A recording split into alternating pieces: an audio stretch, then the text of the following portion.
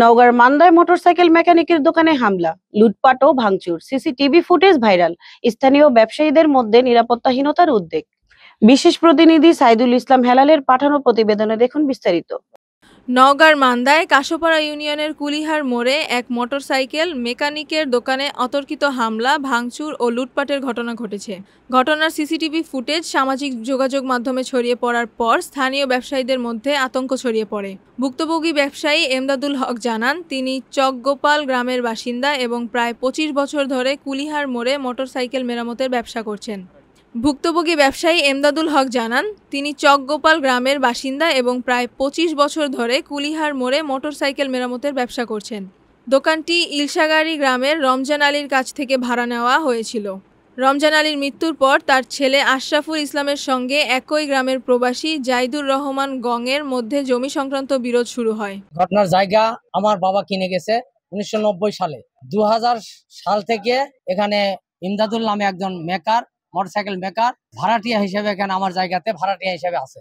এখানে পার্শ্ববর্তী আমার জমির বিষয় নিয়ে ওরা একটু ঝামেলা করতেছে, পাশাপাশি এই জমি ওরা দাবি করতেছে। থানা থেকে ওদেরকে বলছে যে ঘটনা হলো দুই পক্ষ পেপারস নিয়ে আসবে, পেপারস বলে জমি যার সে জমির অগ্রাধিকার রাখবে।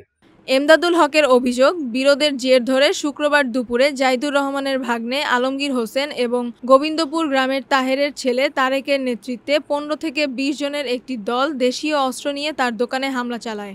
এখানে মোটরসাইকেল গ্যারেজে ব্যবসা করি, মোটামুটি 2000 সাল থেকে আছি এখানে। আমি যাদের কাছ থেকে জমি ভাড়া নিয়েছি তারা দোকান ঘেরাও করে ভাঙচুর শুরু করে এবং মূল্যবান যন্ত্রাংশ লুট করে নেয়।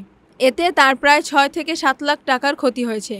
হামলার সময় তিনি দোকানে উপস্থিত ছিলেন এবং অস্ত্রের মুখে বাধ্য হয়ে হামলাকারীদের কর্মকাণ্ড দেখেছেন।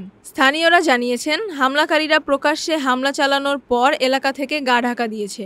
অভিযুক্তদের কারো সঙ্গে যোগাযোগ করাও সম্ভব হয়নি।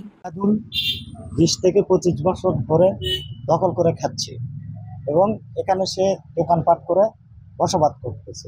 15-20 দিন আগে থেকে ওদের সাথে একটা জমি জমা বিষয়ে একটু আমাদের মন ধরাধরি হয় এবং তারা আমাদের থেকে জমি কিনছিল।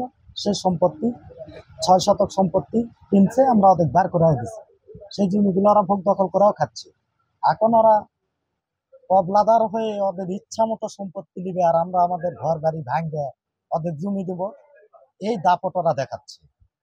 অনেকদিন থেকে ওরা বিভিন্ন প্রকারের হুমকি দিয়ে আসছে। স্থানীয় ব্যবসায়ী আশরাফুল ইসলাম, মনিরুল ইসলাম মিলন, আবুল কালাম ও আব্দুস সালাম সহ আরও অনেকে হামলার তীব্র নিন্দা জানান এবং দ্রুত গ্রেফতার ও দৃষ্টান্তমূলক শাস্তির দাবি করেন।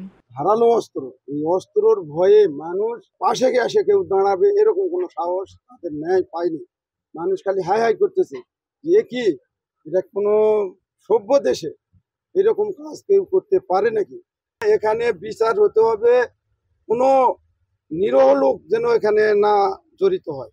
আমরা চাই বিচার, যে সে যত বড়ই প্রভাবশালী হোক, কোনো দলের নেতারা বলবে না যে আমার দলেতে চাঁদাবাজি থাকে। সিসিটিভি ফুটেজে দেখা গেছে, একদল যুবক ধারালো অস্ত্র নিয়ে দোকানের চারপাশ ঘিরে রেখেছে এবং দফায় দফায় ভাঙচুর ও লুটপাট চালিয়েছে।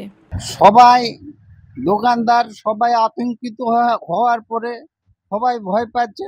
আমরা সুষ্ঠু বিচার আবেদন করেছি এই প্রশাসনের কাছে আর কি। মান্দা থানার officer in charge OC Mansur Rahman বলেন, এখনও লিখিত অভিযোগ পাইনি। অভিযোগ পেলে তদন্ত সাপেক্ষে প্রয়োজনীয় আইনানুগ ব্যবস্থা গ্রহণ করা হবে।